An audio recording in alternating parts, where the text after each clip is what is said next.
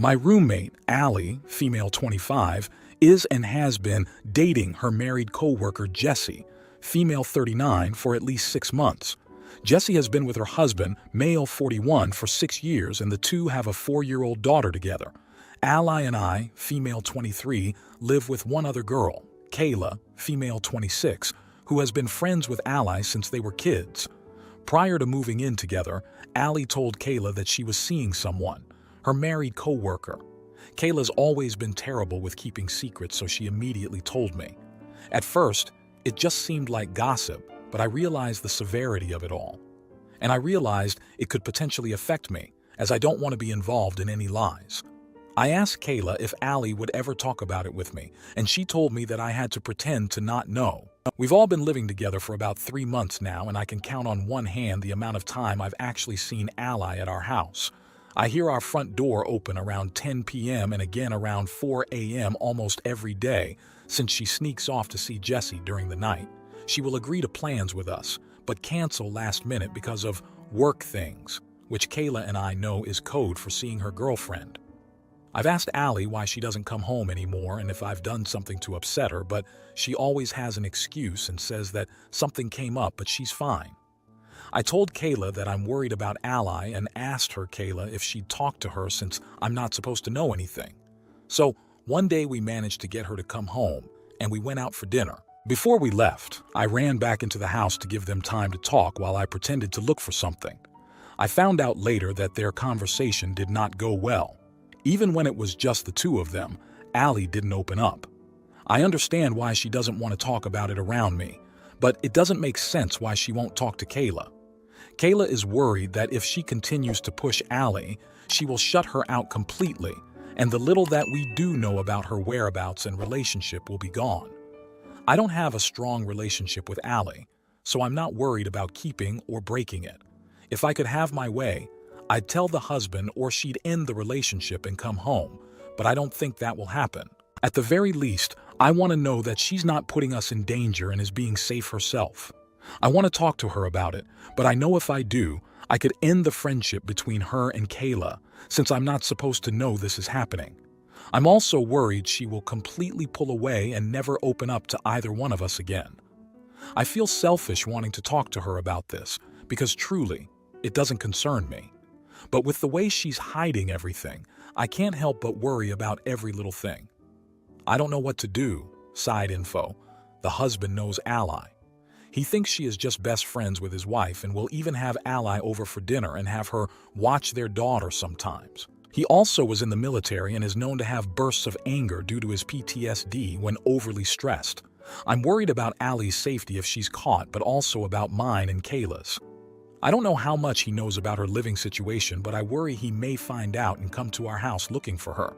I know she doesn't want to tell us because she's worried about being judged or us wanting her to end it, but she's made countless excuses to justify why she's in this relationship, so at this point I can't tell if she knows it's wrong or not. Blinded by love, I guess. Now for a few comments before the update. Comment 1. Dude, move out. You're getting way too invested in someone else's relationship. You would absolutely be the idiot for confronting your roommate. You're not supposed to know, so ignore it, or better. Yet, ask Kayla to stop being such a shitty friend and telling you about it, because Kayla now doesn't sound like a reliable source based on your comments. It doesn't involve you. Stop trying to make it involve you. Comment 2. This makes it an unpopular opinion, but I have a hard time believing you are actually worried about anyone's safety or worried about doing what's right. This reads to me as if you are just nosy, chasing the drama, and maybe a little jealous you're not in on the inside scoop.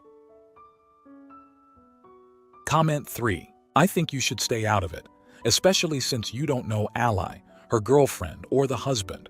Honestly, it sounds like you are using the husband's PTSD as an excuse to involve yourself in a situation that doesn't involve you at all. Having PTSD is not the same as being a violent person. It seems far-fetched that he would come to your house and harm you or your other roommate.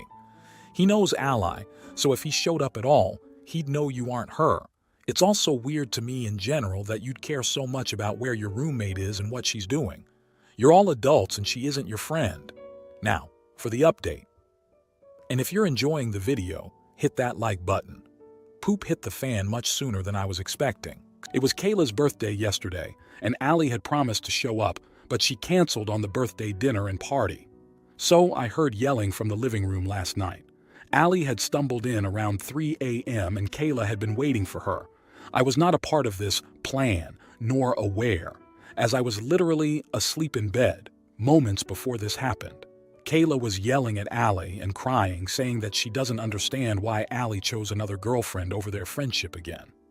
Apparently, when Kayla and Allie had lived together in the past, Allie had done this before. She dated a woman and kept it a secret from everyone, except for Kayla. Allie had stopped coming home and had almost gone no contact, but Kayla refused to lose her.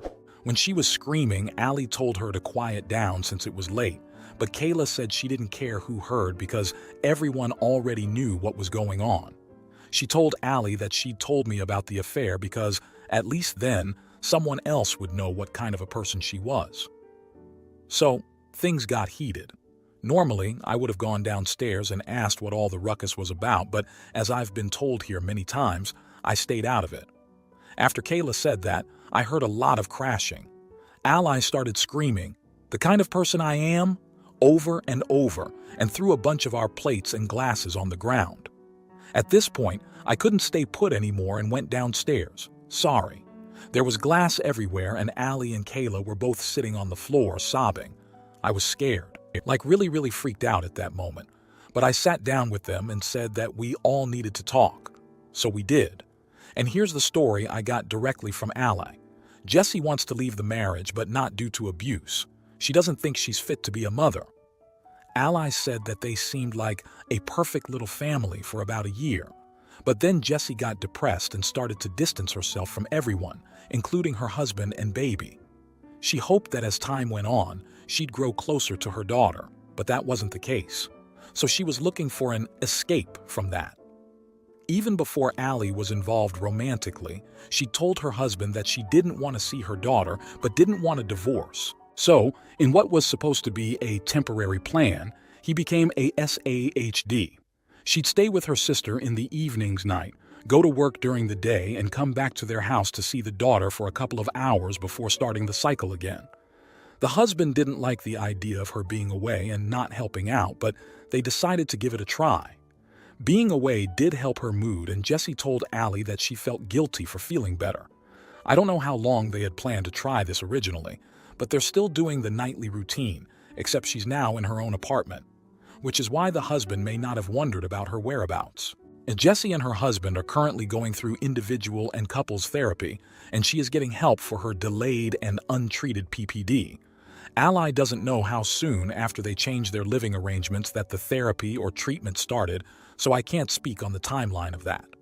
Allie said that she was able to justify everything when she said it to herself, but that it was really difficult to admit out loud. She said that it was easy to do because Jessie already wasn't around her daughter, and if she was, the kid was too young to remember anyway. Her words, not mine. Kayla asked if the husband knew, and Allie cried and refused to answer for a long time. She said that it's clear the husband doesn't know. He's really hopeful that the therapy and medication will be able to bring his family home to him. Since Allie goes over to their house for dinners and to babysit the kids sometimes, she's gotten to know the husband and says that every time she sees him, she wants to run away and break it off because she thinks he's a really good guy. Allie told us that she knows it's stupid, but she wants to be the one chosen in the end. She said that even though Jessie loves her husband, she doesn't want to be a mother. Allie doesn't think the therapy will change that. Kayla asked her how long she is planning to be in this relationship with Jessie. She didn't have an answer. She said it wasn't about the time, but just wanted them to be together. She admitted that if the husband found out, she'd step away because she doesn't want to hurt him or the daughter. But if he never knew, she'd stay with her forever. Kayla brought up that Allie had a lot of nice things to say about the husband, when she'd said the opposite before. Allie said that she'd made up that he was an angry guy so Kayla would get off her back about things, and so she wouldn't have to feel so guilty. She said that if she could trick herself into thinking she was saving Jessie, she wouldn't feel so bad every time she saw him. While I understood, I was admittedly really frustrated at this point in the conversation because she made up something that genuinely, whether anyone believes me or not, made me fearful. Allie does know that Kayla and I both have history with an angry and abusive ex-boyfriend. So making up that Jesse's husband has violent outbursts just to get Kayla off her back and justify why she is in this affair really upset me. But I kept this to myself and tried to remain understanding since Allie was finally opening up. After she said that, we all just kind of sat there for a while. I don't know how long it was, but Allie spoke up and apologized. She said she was sorry to both of us for how she'd been acting. She didn't think about us when she was with Jesse, and every time she came home and didn't have a good excuse as to where she'd been, she felt uncomfortable and wanted to leave again. She apologized to Kayla for being a disappointing and bad friend and to me for these essentially being my first memories with her. She also said that while it was hard to admit, she appreciated the concern and said that it was eating her up having no one to talk about this with. She didn't say that she would end things, but she said she felt a lot better after talking through everything. She says she's in love, and as much as she knows it's wrong, she can't stop. I still don't think she should be in this relationship, especially now after hearing that Jesse and her husband are actively working on trying to be better, but I'll stay out of it as I've been told to mind my business. Now, for the final comments. Comment 1. Turns out Ally was the one prone to violent outbursts. Smashing stuff because you are ashamed of your own actions is not okay. I would definitely try to get out of there as soon as possible. Comment 2. Zero sympathy for Ally. I couldn't be friends with her, especially after hearing what she had to say. It would be condoning her behavior. At best, she is knowingly letting herself be manipulated by an older, married woman BC. She won't cut it off. But I'm more inclined to think the worst of her because she has no guilt about being complicit in an affair. Quite frankly, it's disgusting that she is friends with the husband and babysits the kid. Like that's some serious sociopathic traits showing themselves. This person is not a friend to anyone and should not be trusted. Someone freaking tells the poor husband. Comment 3. It sounds like Ally aggravated? Not sure of the correct verb here. Jesse's postpartum depression by supporting Jesse's distancing from her husband and daughter with the affair. But I'll happily let a professional tell me that I'm full of crap. But being a party to the cheating sucks in any case. Now, for the next story. So my girlfriend and I broke up last year and she moved out. I needed to get a roommate quickly and found one online after a bit of searching. He paid first in security and was signed onto the lease for September, with rent due the 1st of every month. Late September, he decided he's going back to school and getting financial aid from FAFSA. He also told me he's not getting a lot of hours at his job. I offer some suggestions. Mid-October hits, and I get a knock on my door. He asked me if I can pay the full rent in November, saying his FAFSA won't come in until mid-November. I was stunned by the request and said no. I told him to let the apartment complex know and also let them know myself. Mid-November hits, his FAFSA comes, and he pays rent late. He then comes home with a bunch of computer components to build himself a new gaming computer. Interesting timing, but you know what? As long as he pays rent on time, it's not my business. Late November, I got very sick, then him. December came, rent paid on time. Mid-January, I got a call from the office that we still have half the rent due. So I messaged him and he told me he was fired back when he got sick. Tells me that he has a new job but is still hurting for hours. The office gives me contact info for renter's assistance for him. I give it to him. He says they're out of money. He says he's paid on time for a while, and asks if it's a problem. I texted him. I don't know. I need you to figure this out though. This affects me too and honestly is adding a lot of unnecessary stress that I got a roommate for specifically to avoid. Next thing I know, rent is paid. Yesterday, I saw an email saying that half the rent is not paid for February, and if it's not paid by the 19th, they'll start the eviction process. I immediately knocked on his bedroom door and asked him if he got the email. He said yes. I said, "You need to get your poop together or get the frick out." He said to me that he's paid every month, and it's my fault for getting him sick. Note that he asked me to cover rent once prior to him ever getting sick. So I corrected him by saying he's late half the time. I told him he's unreliable and that diminishes my trust in him greatly. I also asked what happened to the FAFSA money that he had. Did he use it to buy his expensive gaming PC, which typically I would say is not my business, but now it's affecting me? He says his girlfriend got it for him. He kept saying, "It's fine," to which I say, "I'm telling you it's not fine, and the fact that you keep saying it scares me more." I told him one last time, he needs to get his poop together and pay on time, or I need to find someone who can. I'm essentially threatening his home, which I hate doing, but I also feel like he's doing the same now to me. I could hear him in the other room cursing me out, but I'm just at my wit's end. He's going to get me evicted over this. So, am I the idiot for flipping out at him? Now, for a few comments before the update. Comment 1. Not the idiot. This is not a complicated situation. You have to pay your rent on time, and so does your roommate. If that isn't possible for him, then he needs to find a different living arrangement. Comment 2. Not the idiot. I think you need to get him out and start to find a new roommate fast, like 10 minutes ago. Not only is an eviction a pain, it can show on your credit and make it difficult or impossible to rent another place. Your current roommate isn't reliable and I don't think is telling the truth. Your first stop might be to explain the situation to the leasing office and try and get their help, if they have the first last from him. The office, if they want to work with you, should be able to apply that last month to February, if you communicate the problem and if you can line up a replacement. Now for the update. Well, it's been a few months and I thought I'd finally give an update. Later that month, he decided to talk to me and tell me that he was moving out. Something about the person who was watching his dog was pregnant and couldn't watch him anymore, so he had to move, or whatever. Right. I asked how long until I moved out, and he said March 1st, roughly 10 days. I let him know that because he was still on the lease, that he was still on the hook for half the rent until I found someone. I'm sure no one is shocked that he did not pay, so now I'm looking for a lawyer. I was debating doing it all myself. I think I have more than enough evidence gathered.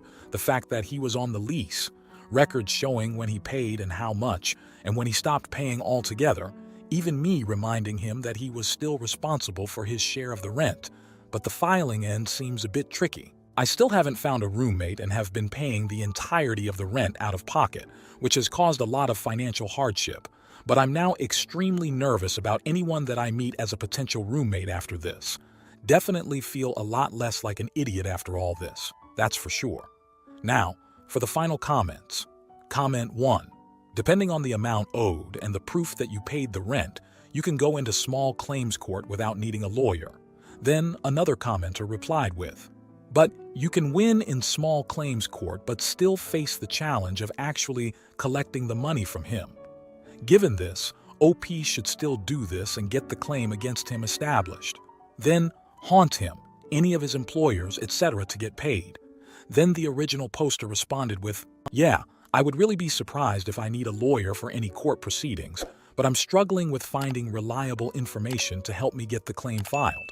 Otherwise, I don't really see a need for a lawyer. It would be much better if I could figure out how to file on my own." Comment 2. Geez, talk about a roommate from hell.